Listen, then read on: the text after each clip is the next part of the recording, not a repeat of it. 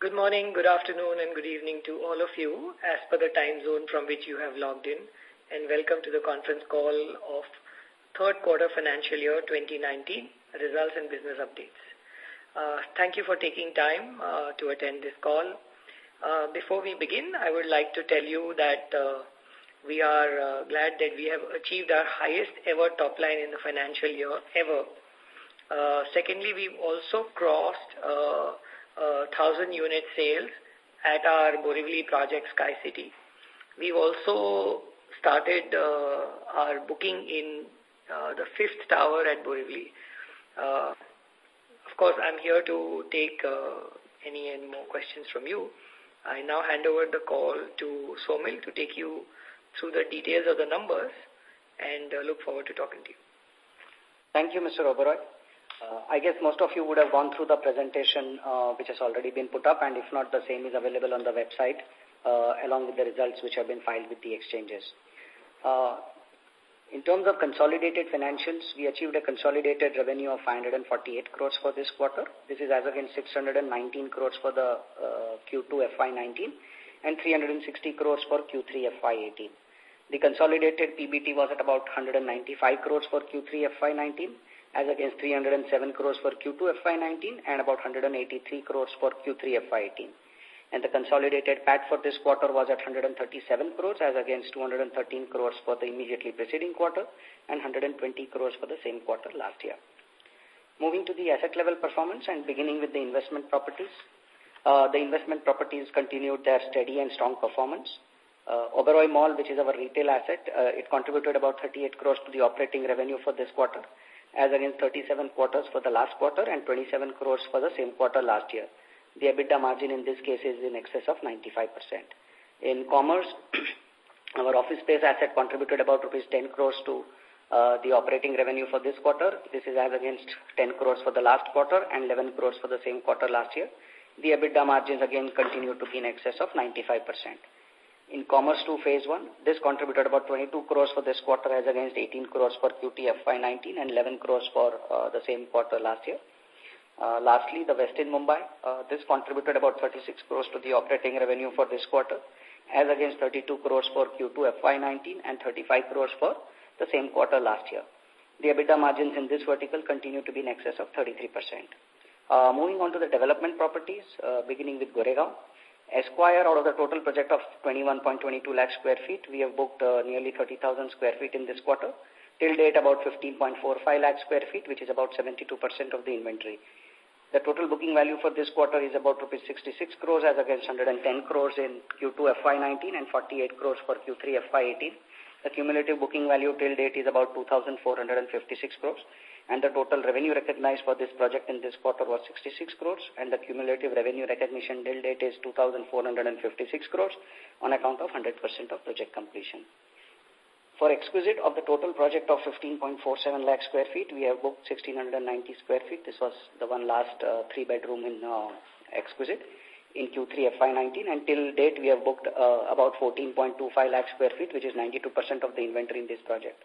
The total booking value in this quarter was 4 crores as against 39 crores in Q2 FY19 and 41 crores for Q3 FY18. And the cumulative booking value till date is about 2,351 crores. The total revenue recognized for this project is in this quarter was the 4 crores. And the cumulative revenue recognition till date stands at the entire 2,351 crores on account of 100% of project completion. For Prisma, out of the total project of 2.68 lakh square feet, till date we have booked about 2.31 lakh square feet, which is about 86% of the inventory in this project. The cumulative booking value till date is 407 crores and cumulative revenue recognition till date is also 407 crores on account of 100% project completion. For Mulund, moving to Eternia, in this quarter we booked about close to 22,000 square feet. Till date we have booked about 5.86 lakh square feet. The total booking value this quarter was 32 crores as against 34 crores for the last quarter and 10 crores for the same quarter last year. And the cumulative booking value till date is about 856 crores. The total revenue recognized for this project in this quarter was 57 crores and cumulative recognition till date is about 292 crores. For Mulund Enigma, this quarter we booked close to 21,000 square feet and till date about 3.96 lakh square feet. The total booking value in this quarter was 32 crores as against 10 crores for Q2 FY19. and the cumulative booking value till date is about 584 crores. The total revenue recognized for this project in this quarter is 18 crores and cumulative revenue recognition till date is about 104 crores. Lastly, to Sky City, we booked over 75,000 square feet in this quarter.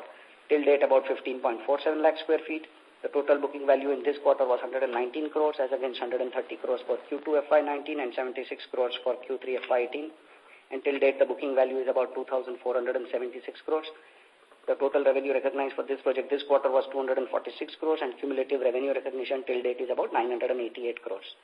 For Oasis 360 West, we till date about 5.27 lakh square feet and the booking value is about 2,135 crores till date. Coming back to some key financial parameters, our adjusted EBITDA margins for Q3 FY19 was 42%. PAT margins were 25% for Q3 FY19. And the EBITDA margins for mall and commerce as usual are much higher than average as before. And excluding them, the margins for our pure residential business stands at about 33%. Thank you very much. And with that, we are happy to take questions that you all could have. Thank you. Thank you very much. Ladies and gentlemen, we will now begin the question-answer session. Anyone who wishes to ask a question may press star and 1 on their touchtone telephone. If you wish to remove yourself from the question queue, you may press star and 2. Participants are requested to use handset while asking a question. Ladies and gentlemen, we will wait for a moment while the question queue assembles.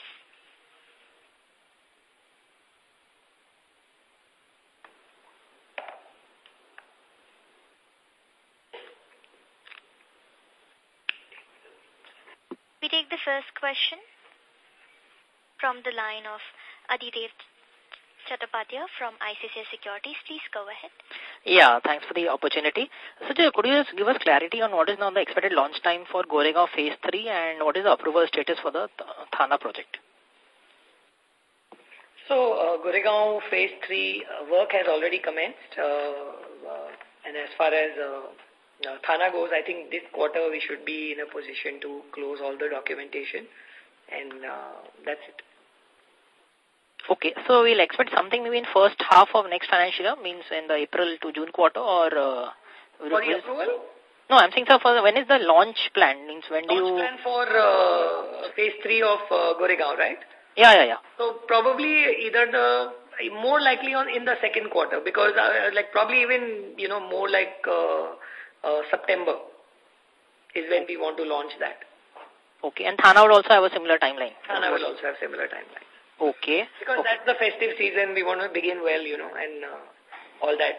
Immediately after May, like as in June, you have rains and stuff like that. We don't want to get into that. It'll be more around August, September is when we will start looking at our launch and stuff like that.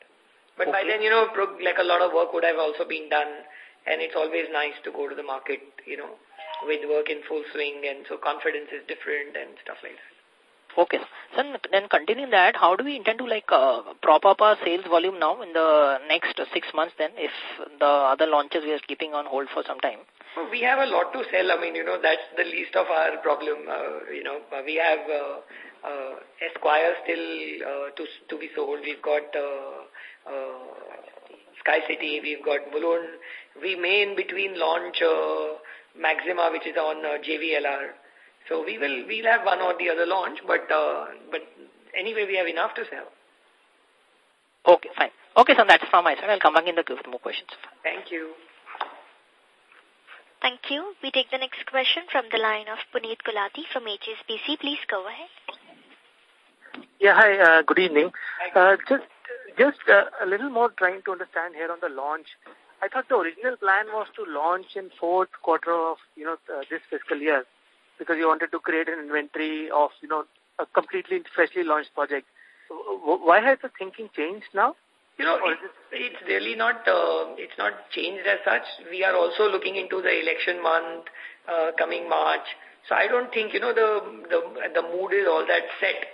I would say let this play out, let the election bit play out, and then we'll have more clarity, and, even people per se like that. It's a budget month. And, so we didn't want to really kind of, do that. And March end, our experience has also been that, that's the time when liquidity is at its low, people have to pay their taxes and all their expenses have to be met. So we just thought that we will either take it into the first quarter or the next second quarter of next year.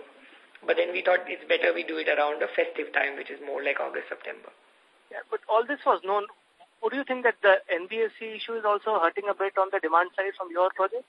Not really, I would say, because if you see how Borivali is done so well, in fact, this quarter at Borivali also is among the highest sales. So it's not really affected us. In fact, even Mulund, if you see, we have in fact bounced back in many, of our projects. I don't see that as a problem. Again, of course, in a way, if I would say that it's been a huge positive, because very few people will today be credible enough to get money. So in a market like this, I think, this squeeze, of course, is a squeeze, but it's the least of a squeeze for us.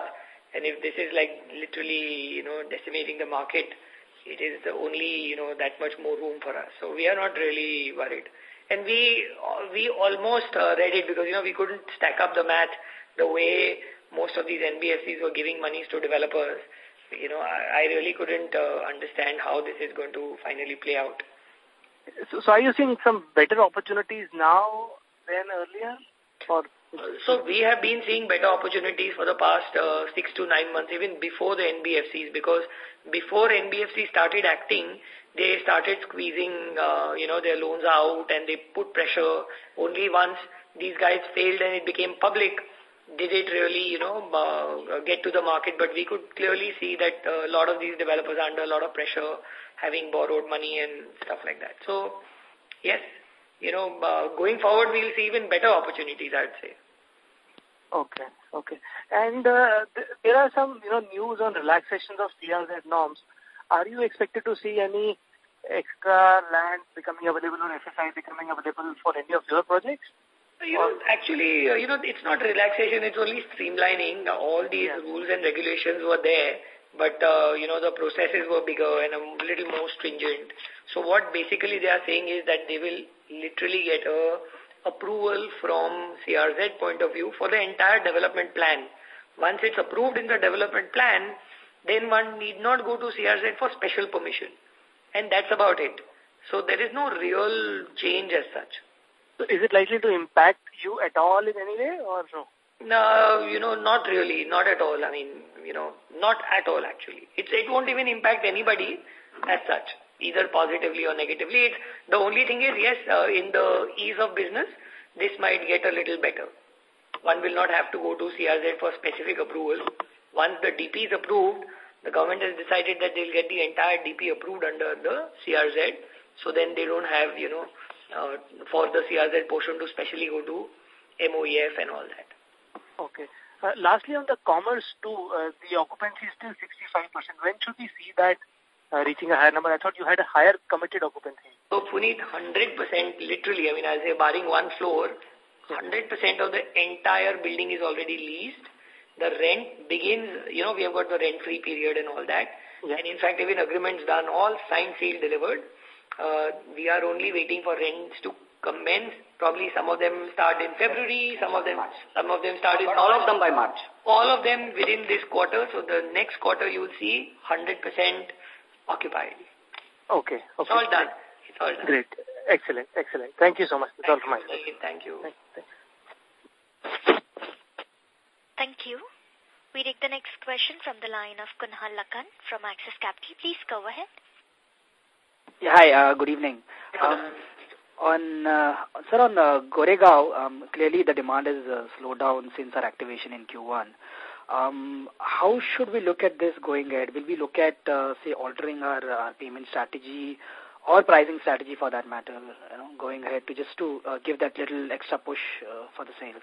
Kunal, so last year we had done, in fact, less than 60 apartments in total.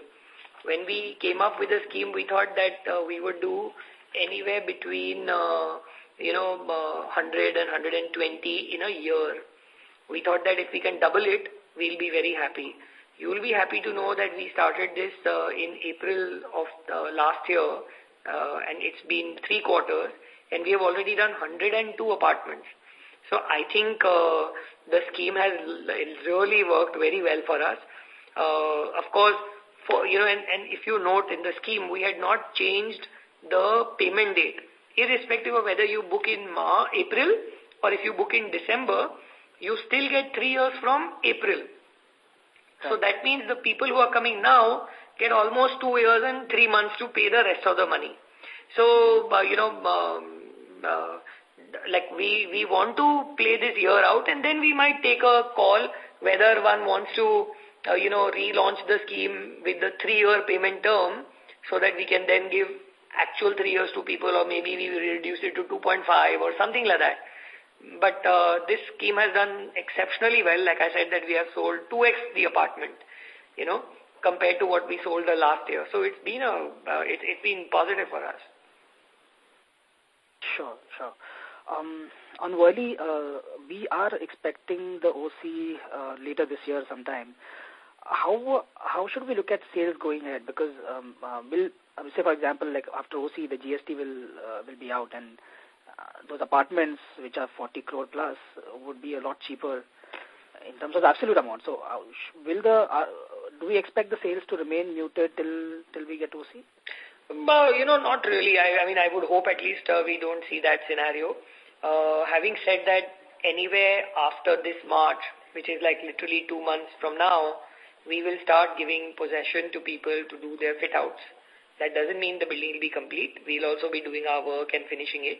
But we will have now physically got third party, as in people involved, and we would have given possession to them. So in the next 9 months or so, when they finish their interiors, they can move in. I think that will give a very big boost to our sales. People are now waiting and waiting for it, for them to get possession. So I think that will really play well. And we will also be applying for OC, let's say within the March or June of this year. And once we get OC, of course, GST will drop, and people will benefit out of that. And we hope that people don't wait, but if they do, then the wait will only be the next 3 to 6 months. So it's not really that big. Sure. And one last one from my side. Saumil, in terms of your cash flows, right, the investing cash flow, there was an outflow of about 666 crores. Yeah. How do you reconcile this with the balance sheet? Because your investments haven't gone up by that much, and your capex doesn't seem to be going up either significantly. How should we look at it? So a predominant movement of it was, from bank deposits to what you can say mutual funds. So that is what predominantly qualifies under the investing cash flows. And some part of it would be, investment into joint ventures and other things, So that's what it comes down to in the end. And if you have to just break it up into say capex done in this quarter, how much that would be? Pure capex done so far is, predominantly for Borivali Mall and, this. So it would be about, about 40 or 50 crores out of this. And investment in JV? Can I come back to you on that one? Because I'll just need to go through the numbers in detail, that's all. Sure. No worries. Thanks so much, guys. Thank you so much. Thank you. Next question is from the line of Chetan Modi from Motilal Oswal Securities. Please go ahead. Hey, hi. Hi, Chetan. Hi. So, basically on 360 West, we clearly, I understand we lag in terms of collection compared to the booking value. But considering that by March we'll be giving out for possessions, when do we plan to, bill for the rest of the amount? And should we kind of assume that next year we'll be able to recover the full gap of 1,000 crore? Oh, yes. Hi, Chintan, Saumil. The payment schedules with the customers are all milestone linked.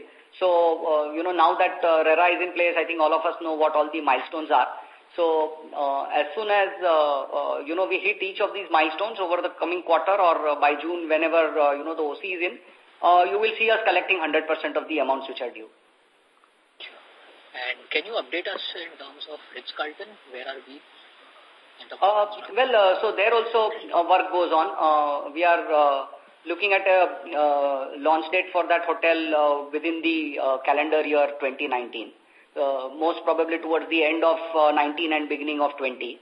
So that's where it is. Work goes on at full pace. For hotels, God lies in the details because these are finished fully. Every single room is fitted out.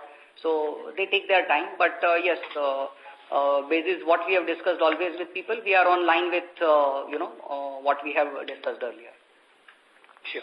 And lastly, if you can give us a broad range of how much we intend to spend in terms of construction during the next year.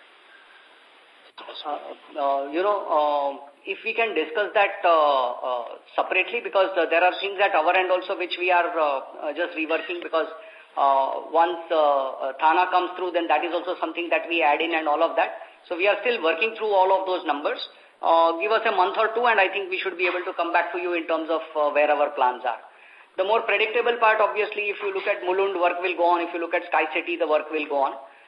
So there you will continue to burn what we have been doing this year, or maybe in all probabilities only pick up from there. Then more likely, the next one would be Goregaon that would come in. Okay, sure. That's helpful. Thank you. Thank you. Thank you. Next question is from the line of Neeraj Mansinka from Goldman Sachs. Please go ahead. Yeah, hi Vikas and Saumil. A few questions. One. Hi Neeraj. Hi. On 360 West, how much construction was remaining for that apartments block? Hardly. I mean, we are 2 slabs away, or rather 1 slab away, 1 slab on the top away, and glazing work, and then we're not doing any interiors. Right. And only like the lobby is being done as we speak. The entire common area is being done as we speak. So very little, really hardly anything left. Okay, and so when would you, I'm sorry, I think there was some interruption in between. So you plan to collect how much, by when the 100% payment, like by March, or is it still? Between March and June, we'll get 100% of the payment. Okay. And why wouldn't the customers, delay your purchases, right? Because why should somebody pay 10% higher cost for GST as a customer? I want to explain this to you first and to in fact any and everyone who's on the phone, that, a lot of people have this myth that once the building is complete, there will be no GST. Of course, there will be no GST, but I will also not be able to recover all the input credit of GST. So that means whatever I'm going to sell, I'm going to basically, and we've done this in all our projects, we make it into a inclusive price. It's a price inclusive of GST. So because I'm not going to get input credit, that becomes my cost. If I recover it from you, I get to recover it from the government. If I don't recover it from you, which is after OC I'm not entitled to, I don't even get to recover from that. Either this works as a discount or I increase the price. Of course, the power of increase the price is not there with the developer today, but at the same time, what we've done is we moved on from price plus GST to a all-inclusive price. So the price will not change. Okay, so is it right? See, what I know is whether you buy today or later, the GST effect is not going to change on me and to the customer. Yeah, because I understand, but the input tax credit is quite a low percentage of revenues that you collect from the customer. No, but we are passing on 100% of the benefit. So when the customer pays, he pays net. So he's only paying me the net GST. We are anyway passing on today also. So if let's say I'm only charging him as much as the loss in input credit is what I get. Okay, so if the construction cost is at 10,000 rupees a square feet and you're charging 50,000 rupees a square feet, so you are collecting 12% of 50,000, right? Correct. And this is more than even the construction cost. So my point is that input tax credit has a limited usage till the percentage sale is being done. Like if you have so beyond that you won't have any input tax credit to offset, and so you will have to deposit that money to the government. Credit is also proportionate, no? Okay, got it. So, okay, and the other question is on the cash you're holding. Any thoughts on that now that there are a lot of opportunities, and have you targeted few of them, or you are still waiting for some larger opportunities to come? Evaluating property is business as usual, and we continue to evaluate that. And, we'll take a very prudent call. We also want to see. I don't think from land prices anything's going to really change. We are really looking into the election in 2019, both state and central elections. So I don't see, a lot of activity happening there. So there we will clearly be looking at a wait and watch unless we get like a, very compelling transaction or a deal where we'll probably jump in. And your view on the crisis situation, do you think it will go down gradually, or it will be a lot of defaults of small developers will be there?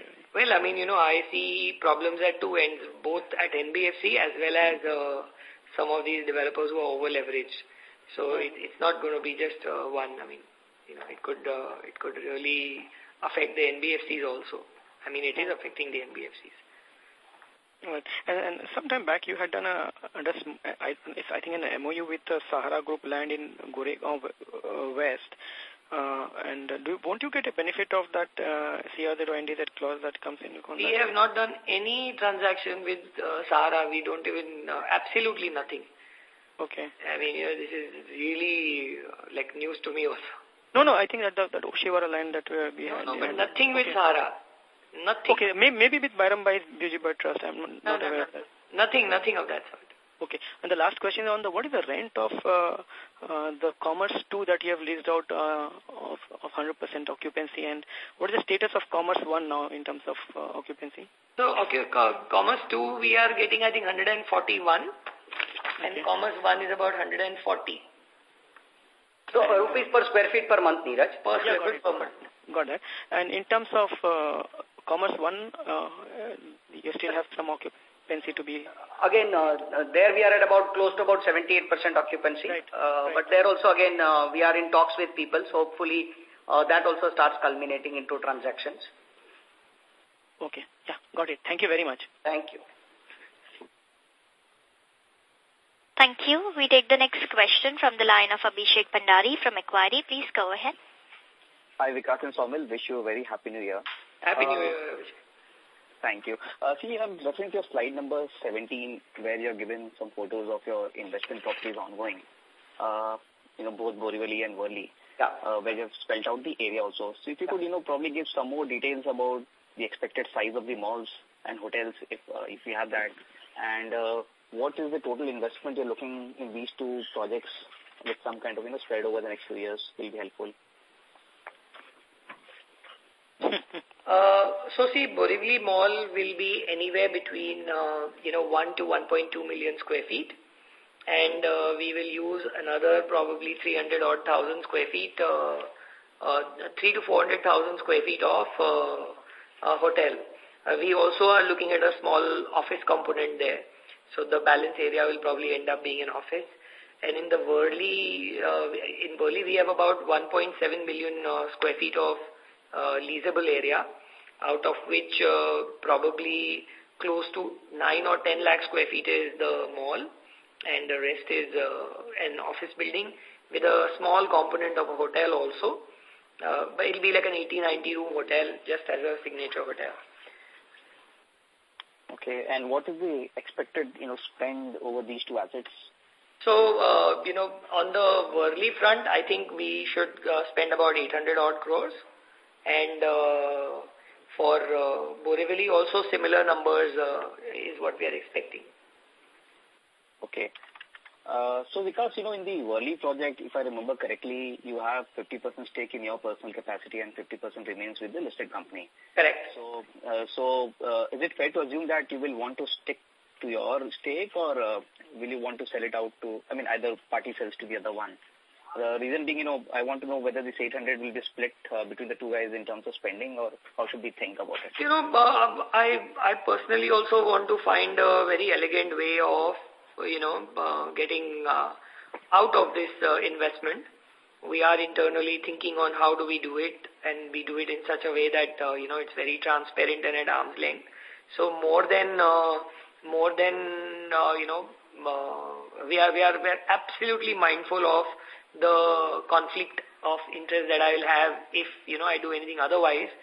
So we are really, evaluating ways of, ensuring that that doesn't happen, like, any conflict of interest or anything like that. It will be done in a most elegant way. Now, I really don't know whether, let's say circumstances might require me to sell it to third party. It could be one of the, sovereign funds or something like that who partner ORL. So it's clean, I'm only selling my share.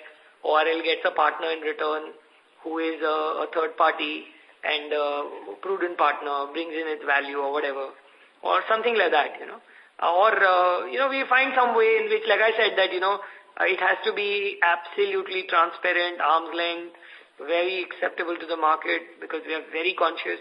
We build this reputation, with a lot of effort. We won't want to lose it for something like this, So very mindful, and we will take a very prudent call on that. That's helpful, Vikas. But Vikas, I just want to understand the logic of this, doing another 80-90 room hotel in Worli when we have a, new upcoming one, Ritz-Carlton, hardly a few hundred meters away from it.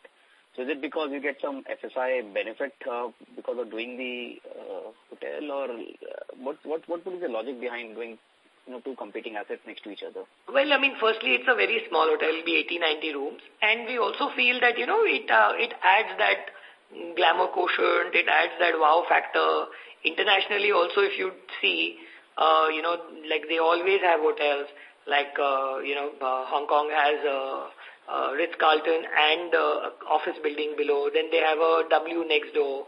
They have a mall below it. So, these hotels or whatever, like even in here, like,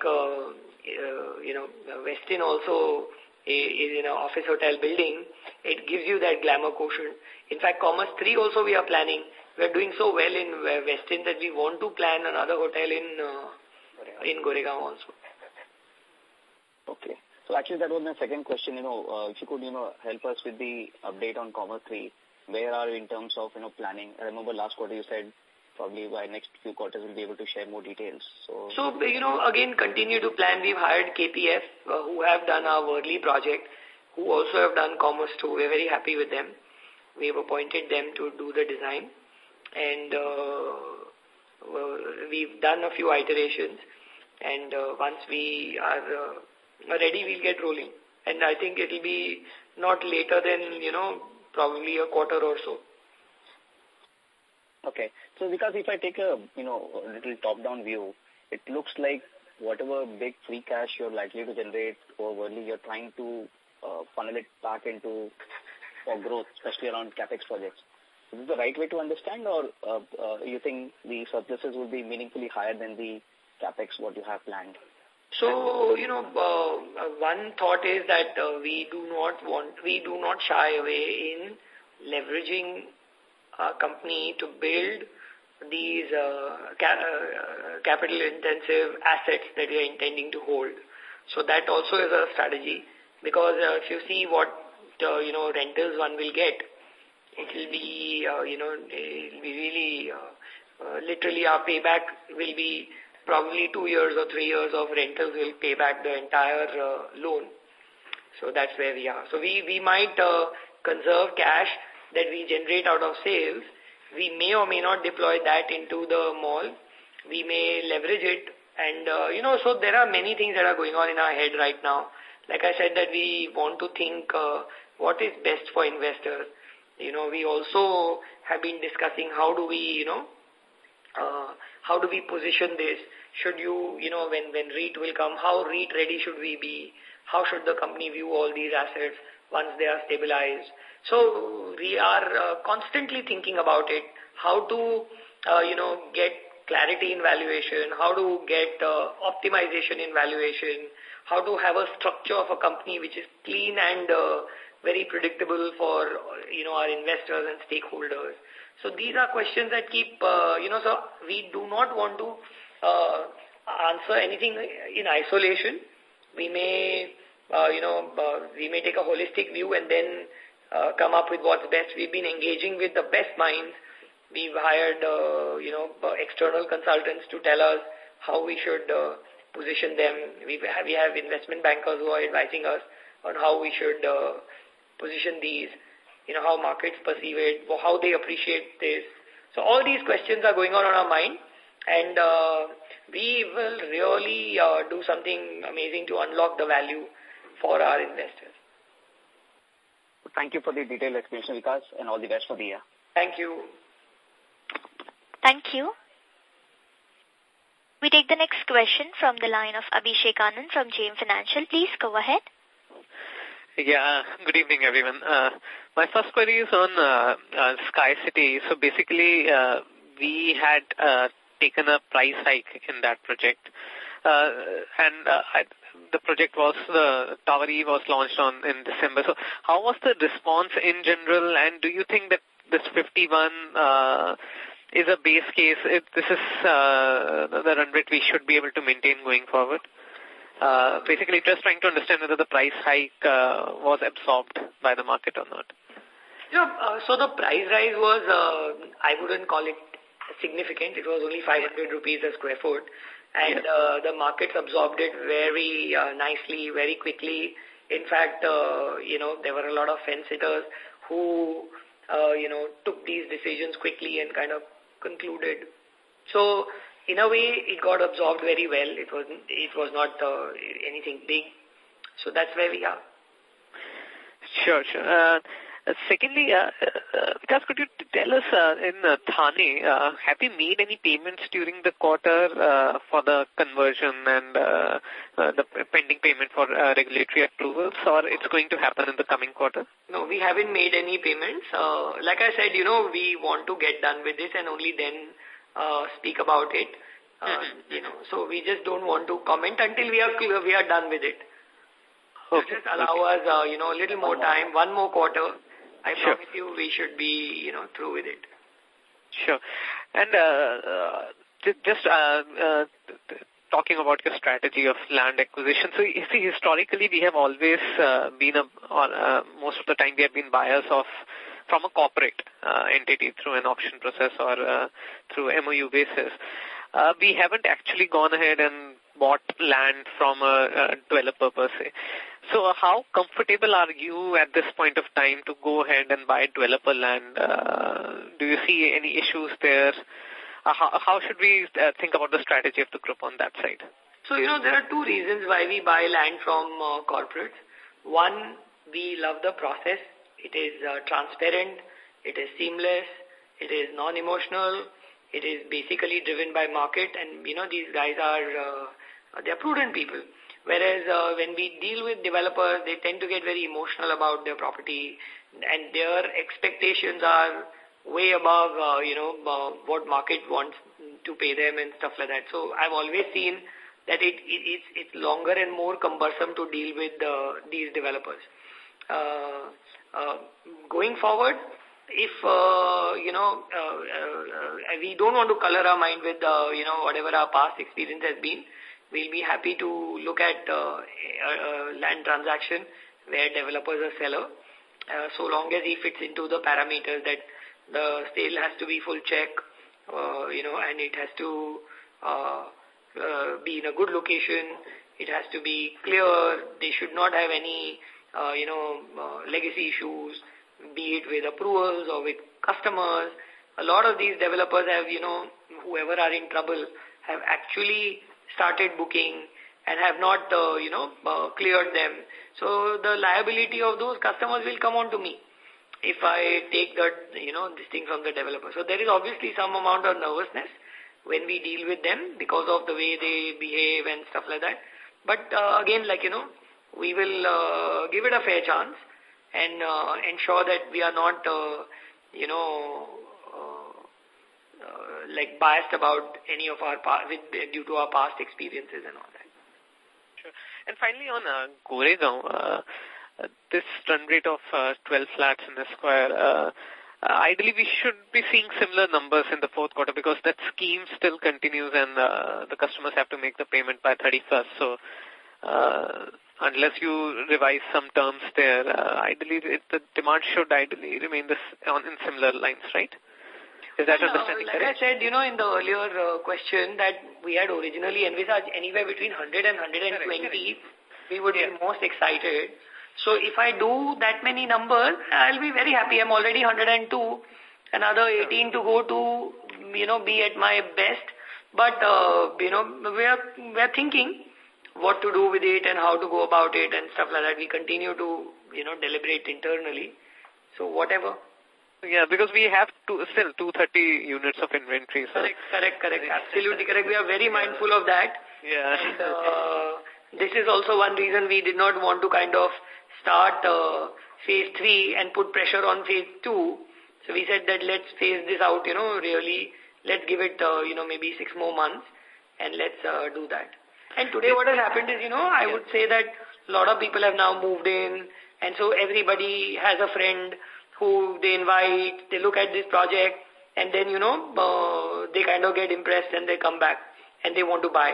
So Goregaon is really selling very strongly on referrals, which is, very heartening that people who buy are referring us very aggressively and they end up buying apartments from us. So I hope that, we still have enough steam left and we can push this through. And then finally, any timelines for the deployment of QIP funds? Anything you are targeting internally?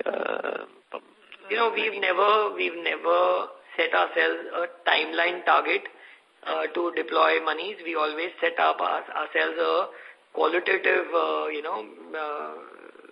like maybe, we want to see qualitative opportunity to deploy that. So I can't say when. Because, you will be getting... and I'll surely be putting my money where my mouth is. I absolutely want it. Yeah, because you will be getting a look at the deals which are currently available to you. Absolutely. Yeah, there might be some idea you will have at this point that, fine, I have clear visibility of deploying X amount. It'll still be speculative, then, No, I understand that, yeah. Not ready to comment on something we have closed at Thana. Imagine, me telling you about something that is like just, being considered. True. Thank you so much and all the very best. Thanks. Thank you. Next question is from the line of Sameer Baisiwala from Morgan Stanley. Please go ahead. Hi, Sameer. Thanks and good evening, everyone. Good evening. Because how do you think about the upcoming 2 or 3 very large infrastructure development in Mumbai, which is all metro, coastal road, hopefully Panvel Airport? Could this mean anything for you? Does it open up new pockets of areas to go? Well, firstly, look at the metro. My Borivali property is bang on the metro station. Our Goregaon is bang on metro station. Our Worli is bang on metro station. So Mulund also is bang on metro station. Of course, there's nothing big because there's a metro station every kilometer. That's how they've designed it. But, our existing land parcel becomes so much more premium because these are, the metro corridors. So, obviously, we are very excited. The C-Link also will open the north-south transportation. We are at Worli, which is the only link that is ready. So, imagine now Worli will either open up into the city or open up into the suburbs. So, again, that also is a huge plus. We haven't aggressively looked at, Navi Mumbai or Panvel, but I think now the way things are going, it does demand our attention there. We are talking to people we've looked at, but not really put our money there and all. But yes, you're absolutely right. It's a great time to, be in Mumbai to see so much of infrastructure development happening. If really you put everything together, we are looking at over $20 billion being invested in Mumbai to bring this up. So it's really huge. This sort of commitment by the government is really going to be like a boon to the city. Plus, we all don't know that a lot of green spaces are being planned in and around all these developments.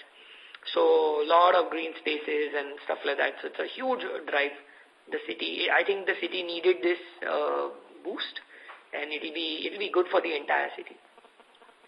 Okay, great. And just following up on your 50% stake in Worli Mall, are you considering, is this one of the option to swap it with the entity level, shares? Like I said, for me, there's a lot more to gain if I am able to give an elegant solution than gain by doing something, where I make a little more money. Because, markets look at the promoter's behavior, and we are very mindful of this, and I don't even mind being vocal about it. And it's the right way the investors perceive you. So we are mindful of that. We are more interested in an elegant solution than something that is beneficial to me. If I get a suboptimal deal also, I'm fine so long as it is at arm's length, it is fair, and it is, explainable or other, it can be understood by the investor. So, that they will appreciate much more than anything else. And we are very, very mindful of that. Yeah, sure. But you think the swapping at entity level does not meet these criteria? Again, like I said, we have the best of the brains advising us from every angle, from legal, commercial, investment bankers. All these guys are advising us, and we will take a call keeping everything in mind. Whatever is best for the company and whatever looks absolutely above board is what we'll do. Any timelines in mind for this? Sooner than later. I mean, we are already, we would rather have it done earlier. Okay. And just thinking about the future liability in terms of what could be the pending FSI cost for Goregaon, Borivali and Mulund, all the ongoing projects? In fact, good question that you're asking me. I want to, use your good offices to explain to people that most of our projects, the land cost is already considered in the first phase. So what is left in the second phase is the TDR and all that. So if you were to average the FSI cost in Borivali, it will actually come down. So our margins in the latter towers will end up looking more because most of the land cost is already, taken into account. Loaded into the first phase. Building the first phase. The first 5 towers consist of 1.5 FSI, from which 1 FSI comes out of land and 0.5 FSI comes out of government FSI. So the rest of it is all TDR that will get loaded. Today, at, we buy TDR anywhere between 40-42% of the ready reckoner rate. That means my balance FSI is going to cost me like 4,000 rupees and less. So, if you spread that, my margins only end up increasing. But on a specific call, how much money, that Somil can take you separately offline and tell you. We obviously have to buy the rest of the area, but it only brings our cost down and our margins higher rather. No, fair enough. My question was more from the cash outflow point of view. Correct. That's what I said, that Somil will take you offline and explain to you each and every this thing. There is no rocket science. It's very simple. But we'll take you through that separately. Sure, but Somil, the ballpark, it's at least a couple of thousand crores is the number. No, it's not that high. Not at all. Not at all that high. Okay, fine. I'll take it offline with you. And just one final question. What are timelines for profit recognition in Enigma? And also, when does Worli come up for recognition in accounts? Both would be in the next financial year, Samir. First, second quarter. Okay, great. Yeah. Thank you so much. Thanks, Amir.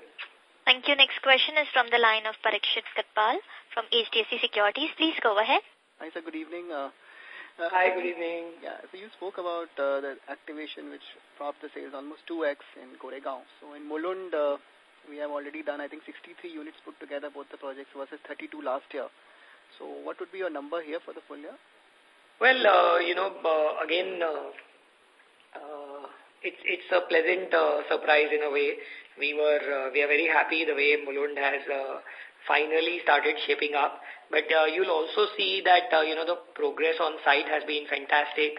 The buildings have shaped up the way we like. Today, if you see the building, we have already started applying external putty and windows and stuff like that. Very soon, in fact, in the next 3 or 4 months, we will be moving into a show apartment inside the building. That also gives a lot of confidence to people. So, I guess, if we can end this year with probably 80, we would be happy. And And then going forward, after 3-4 months, when we have all this ready, we will again be able to push a lot out. And I think then our numbers can increase. Just Saumil, on this margins for this quarter, I mean, EBITDA margins around 35%. So any particular reason why the margins have fallen off so much? Parikshit, if you go to, our slide on page 8, that's the margins, that's the 9 months EBITDA margin. So if you look at it, 9 months FY18 is about 54%, 9 months FY19 is about 53.6%. So if you look at the 9-month margin, it is, even Stevens. A lot of things are coming in on account of, this new 115 thing. So if you recollect, before we hit the threshold, under the new 115, we will recognize revenues which are equal to cost. And it's only after the threshold recognition that you will have even the margins of that coming in. So when you do the first recognition, the margins come in quite lumpily. The first quarter of this year, we had recognition from Borivali, so that made it a little lumpy. Second quarter was, Mulund Eternia, which came in, so that made it a little lumpy. And then, in the last, again, the margins have also to do with, the mix. So in the first 2 quarters, Goregaon was contributing a lot more to the turnover compared to Borivali. And Goregaon is a higher margin than Borivali. It does not have any interest cost loaded in it. Borivali has also got, the interest cost for the bond that we raised on that one. So that's about it. We expect that it will take about, if you allow these 115 things to play out over some time, then that's what works out. Again, as Vikas explained in one of the earlier questions about how land cost gets treated, we typically load the entire land cost on the first FSI which gets loaded into the project. So again, the initial phase ends up looking, as coming in with maybe a lower margin, and in the future phases which get loaded with TDR, they end up showing a higher margin. So it's more a question of accounting niceties rather than any business practicalities changing. So this interest which you have capitalized, you're booking in above the EBITDA now. Hello? Part of operating cost, and then it comes through as a recognition on a percentage completion basis. Okay. So any particular reason why, Worli project has still not hit the revenue recognition? Because we have not reached the 25, because I think we have already sold down 23%. Correct.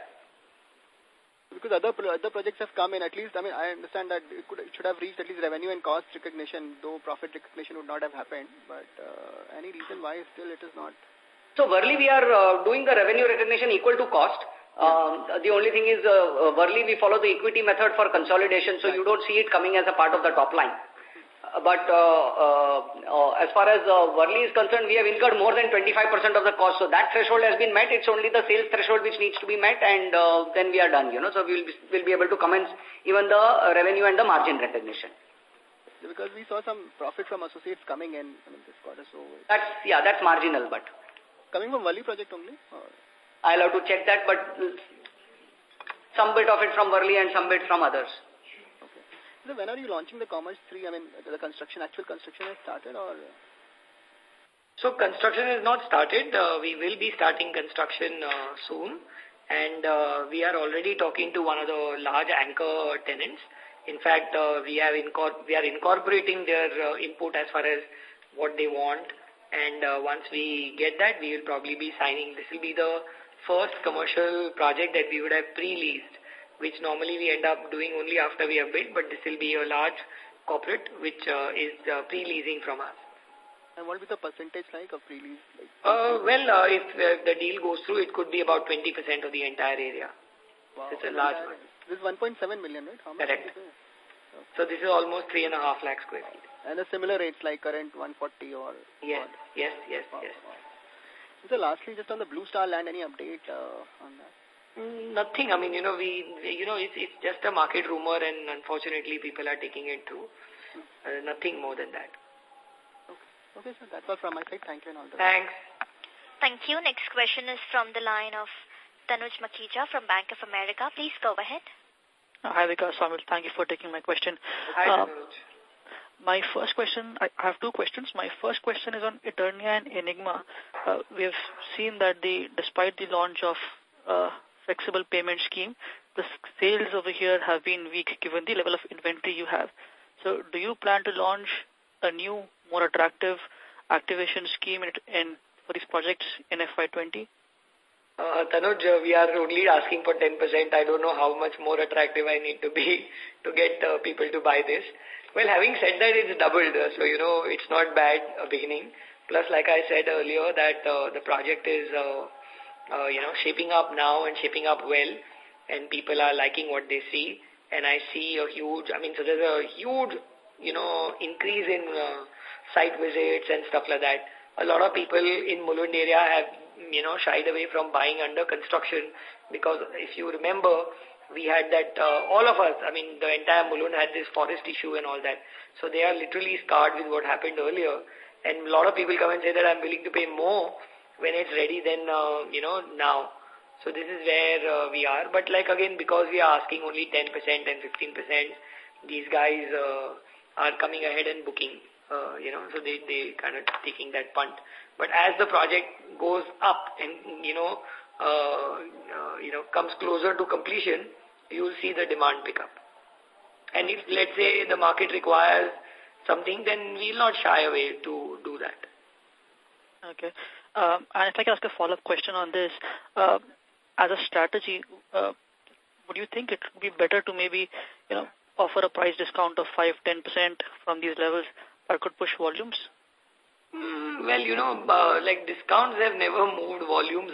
So that's why we come up with the innovative payment plans, because people have issues of paying on time or, like that. They're not that concerned about, absolute discount is what our marketing people tell us and all the marketing gurus tell us, that they are better off giving schemes than giving a upfront discount. Got it. My second question was on your margin mix. Could you please help us understand your margins in, let's say, Goregaon and Borivali, and how should we look at your sustainable EBITDA margins going forward as the mix of Goregaon would reduce and the mix of other recent projects would go up? So, Tanuj, hi, Saumil here.